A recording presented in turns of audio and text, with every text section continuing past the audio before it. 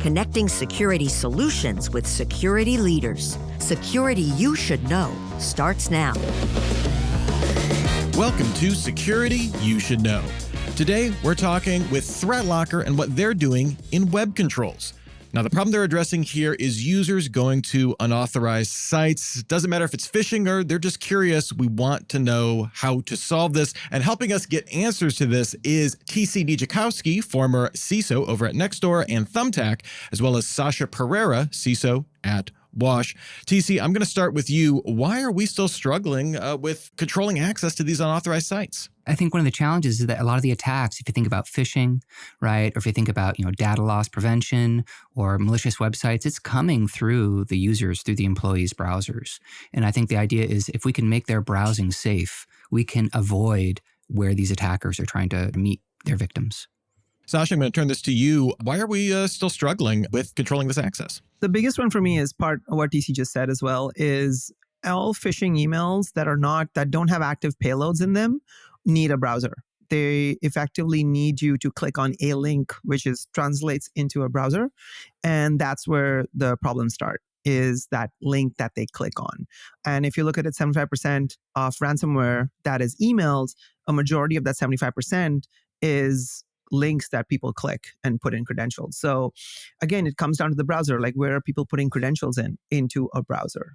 Well, today we're thrilled to be talking with Rob Allen, Chief Product Officer at ThreatLocker, about their web control solution and what they're doing to solve this problem. To start out though, Rob, we need you to answer three essential questions. First off, how do I explain the value of web control to my CEO? What does it do and what does it not do? Its limitations, and what is the pricing model? Can you help us out with these preliminaries? Sure. Explaining the value to your CEO, I just point at Doris in the corner and say, see the way she's on Facebook all day? Do you want to do something about that? Or do you want to let her just keep doing that? Obviously, that's being slightly facetious, but controlling where people can go on the internet, and more specifically where people can't go on the internet, is a pretty fundamental part of any security strategy. As the guy said, malicious websites is one thing, but also unproductive websites are another thing. And again, that's a huge sink in resources. So your CEO, we're going to control all this stuff. We're going to stop all the bad stuff or block all the bad stuff. But we're also going to stop all the unproductive stuff as well. And I have forgotten the second question again. What does the solution do and what does it not do? It blocks access to places you don't want people to be able to access on the internet. And what does it not do? It doesn't muck around with your DNS servers on your computers, which is what a lot of other tools like this do, and they cause all sorts of problems and issues and machines going offline. So we don't touch DNS on the machines. All right, CISOs, we've gotten a taste for web control, but I'm sure you have a lot of questions. Sasha, I'm going to start with you. What other questions do you have for Rob?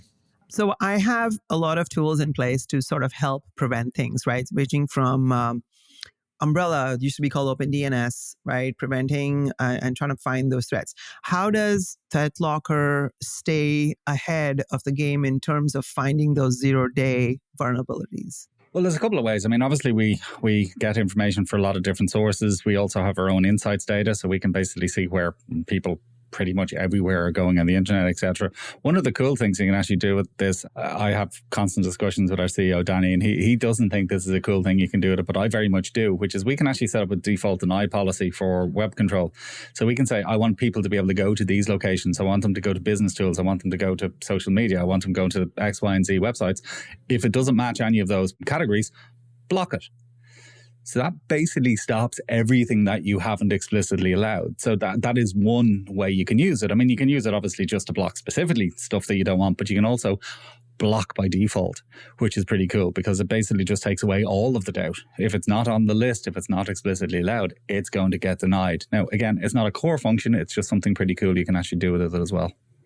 And TC, what questions do you have for Rob about web control? Yeah, so when it comes to implementing web control across a fleet, across an employee base, what type of coverage do you have in terms of Mac, Windows, Linux, potentially mobile, and then not just, major browsers, right? CLI or other thick clients that can make web requests? What type of coverage do you have across those, and how are you able to get beyond just covering, for example, the standard browsers? Sure. Well, I mean, from a pure web control perspective, it is fundamentally about browsers. There are other things you mentioned, so things like CLIs and stuff like that. We have another solution, which is called ring fencing, which can control where they can and can't go. So again, same principle, deny by default, permit by exception. So I want PowerShell not to be able to access the entire internet, but to access these locations. So we have a solution for pretty much everything. You can ring fence anything you want. So whether it be a SolarWinds agent or a PowerShell or a curl, stop it reaching out to the internet, we can do all of that with ring fencing. From a web control perspective, we've got Windows obviously covered. We've got Mac covered as well. We also have a solution which is effectively DNS, which we're not crazy keen on, but it is something that is required for those unprotected devices. So things that ThreatLocker is not running on, I want to point my Wi-Fi network's DNS to ThreatLocker. So basically the same policies, the same controls that we can put in place via the agent, we can also do via DNS requests as well. So we pretty much have full coverage of both things that we run on and also things that we don't run on too. The floor is open. So I know you mentioned about connecting like your Wi-Fi or things to ThreatLocker. How does this work in tandem with an existing DNS sort of protector, or does it work solely as the one? And because for me, I'm thinking, can I eliminate a tool in my stack, or does it need to coexist? Technically both, but I mean, absolutely, there is certainly an argument that it could replace some other DNS protection, or again, I don't want to be too specific about it, but yeah, absolutely. Okay. Again, the beauty about it is from our perspective, and one thing that we've been really big on with this is user experience. So we actually have a method whereby if I get blocked from accessing a gambling site, for example, we have a mechanism whereby we use extensions in Chrome and Edge, which will actually pop up and go, rather than giving a SSL error message and just you can't access this, we can actually tell them it's been blocked because you've got a policy in place to block access to gambling sites.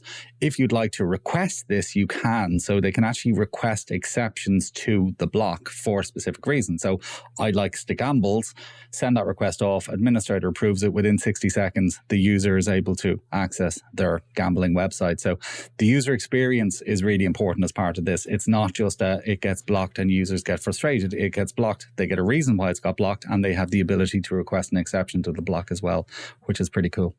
Does the request for unblock go like through like a separate ThreatLocker system in an email, or is it something that can be integrated into an existing service desk ticketing system? Oh, it's exactly the same as the rest of ThreatLocker fundamentally. So whether it be ServiceNow or an RMM for an MSP, I mean, we've got lots of different ways and multitude of different ways to get requests to the administrators. But whatever they might be for everything else, it's the same portal. It's the same agent that's controlling this. This is the beauty about it. It's not like you have to have 2, 3, 4, 5 different agents for controls and for MDR and for web filtering. It's one agent. It's the same. It's low impact. It's as I said, it's basically the same product that people know and trust. It's just we've added this additional layer of protection, which is web filtering or web control. Is there anything you do in terms of protecting, like known malicious websites? I had seen this with Umbrella, and I'm not familiar with how it works with ThreatLocker. They would, if there's a certain IP address range that was found to be malicious, it would look for nearby IP address ranges and potentially mark them as could be unsafe, because typically threat actors tend to be at a certain ISP and then kind of move around the ISPs when certain IPs get blocked. Is that something that ThreatLocker does? Interesting. No is the short answer. So we have our databases of known malicious and categories and everything else. I mean, I think the known malicious is one of the biggest. I lie. It's the second biggest behind adult content.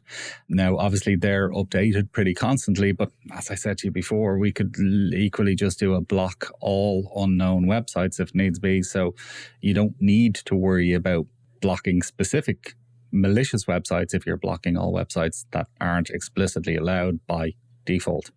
Okay, that makes sense.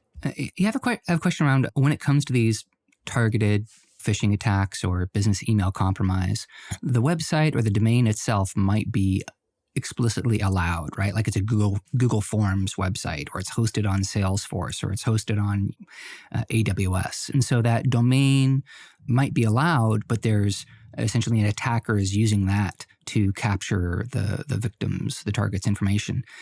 Does WebLocker have the ability to detect those types of attacks that occur in the browser and prevent those? And how does that work? So there's a few different parts to that. So that's a really deep question. I mean, we've got a fairly expansive platform. So the first part that I should mention is we've got, again, ring fencing. So we can ring fence browsers. So we can stop a browser from calling something else. So say a PowerShell, for example, or whatever the case may be. So we can stop that at that level. And again, this is probably a conversation for another day, but we also have a cloud control component, which basically updates Azure's, for example, named locations and conditional access policies. So basically, you can do the same thing as you can do with network control, which is deny by default, permit by exception. So I'm only going to allow IP addresses for an app that we've got running on the phone or people's computers that are running ThreatLocker to connect to my Azure portal. So it doesn't matter if your credentials get phished fundamentally, because even if somebody has your credentials or a token or anything else, they're not going to be able to get access because they're not going to match those conditional access policies. So there's 3 or 4 different layers to this. As I said, it's a fairly expansive platform, but we have a number of different things that we can do. Plus also we've got, and we spoke about MDR a moment ago, we've also got detection and response for cloud as well. So if something unusual happens or somebody tries to log in for an IP address and God knows where, you're going to get an alert as well. So there's 3 or 4 different layers to that. When it comes to preventing access, blocking access to malicious websites, how does it work for ThreatLocker when this particular campaign has an N of 1? And what I mean by that is, there's some domain, there's some infrastructure, some IP address that the attacker's using, and this is the first time they're using that domain or IP. So I'm assuming it's not already in your known bad list. How does ThreatLocker proactively prevent that type of malicious access? Deny by default. So the very last policy in your web control policies list can just be a block everything. So it doesn't matter what the IP is. It doesn't matter if it was created today, yesterday, known bad, not known bad.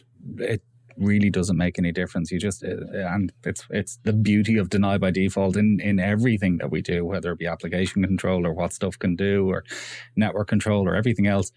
If your fallback, if your last option is to deny by default, then it really doesn't matter. You don't have to depend on knowing everything to be bad, because realistically, nobody knows everything that is bad. What percentage of your customers are able to implement that deny by default policy? From a web control perspective? Yeah.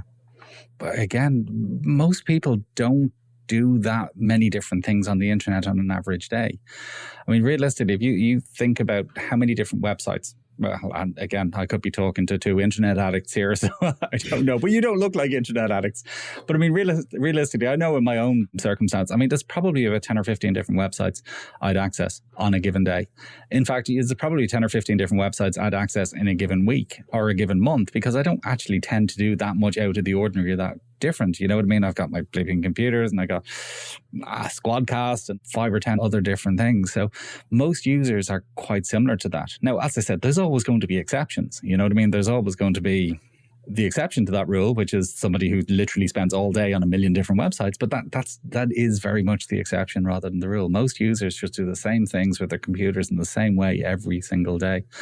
And realistically, just set boundaries around that, guardrails around that, and say, look, off you go. But obviously, from a loud listing perspective, it's a much different question. And basically, everybody who uses ThreatLocker uses default deny in that context. And Rob, what's one thing we didn't ask about that we need to know? We may have mentioned it briefly, but with this, user experience is really important. You don't want users to be getting, when something is blocked, to get an SSL error and not understand what that SSL error means. You don't want somebody to be blocked from accessing something and not know why. You don't want somebody to be blocked from something and not have any mechanism or means where they can say, hey, I need access to this now, and I can't wait for 2 days or 3 days or 4 days for somebody to recategorize it. I need to access the site that I need to access now. Can I have access to it, please? So being able to do that, as I said, within seconds and having it evaluated and approved within 60 seconds is a real game changer for this kind of approach and solution. Well, that's just about it for this episode of Security You Should Know. To learn more, head on over to ThreatLocker.com. A huge thank you to TC Nijakovsky and Sasha Pereira for helping us learn more about ThreatLocker, and a big thanks to Rob Allen from ThreatLocker for your time and being game to answer all of these questions and get into the details. And thank you for listening to Security You Should Know. That wraps up another episode of Security You Should Know. If you like this program, please subscribe, tell your friends, and leave us a review.